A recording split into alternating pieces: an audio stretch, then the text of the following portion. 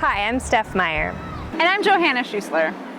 We know that the first few months of a child's life is a critical time for both parent and child.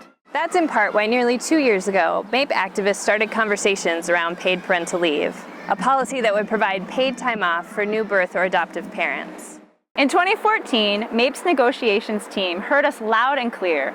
Paid parental leave is a priority for our membership.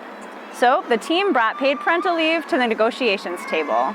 That initiative sparked a flurry of attention and activity from MAPE locals across the state. Along the way, we got the governor's attention, and he committed to making paid parental leave a reality for all state workers.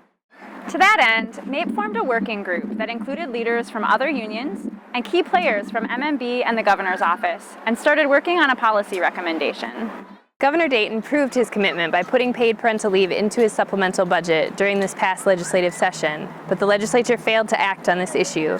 So a Memorandum of Understanding, or MOU, became the agreed-upon method for implementing paid parental leave for all unionized state employees.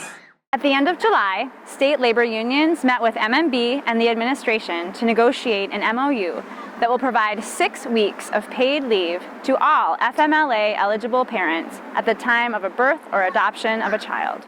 The leave is intended to be taken consecutively within the first 6 months after the birth or adoption of the child, though special accommodation may be made to use the leave within a year of the birth or adoption.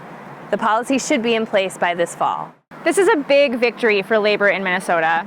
Now that the MOU is in place, it's time to vote. Voting starts August 4th and goes until August 11th. Everything you need to know in order to cast your ballot can be found in this week's newsletter and online at www.mape.org. It's so important to show our support for this monumental policy that will provide better health outcomes for parents and children, contribute to a work environment that supports working families, and positions the state to compete with other employers to attract and retain top talent. Maybe you don't have kids. Maybe, like Steph and me, you already had kids. But we all have friends and colleagues who need this benefit, and we want to keep those people working with us for the state of Minnesota. Please join us in voting for this historic benefit for all union represented state employees and be a part of history in the making.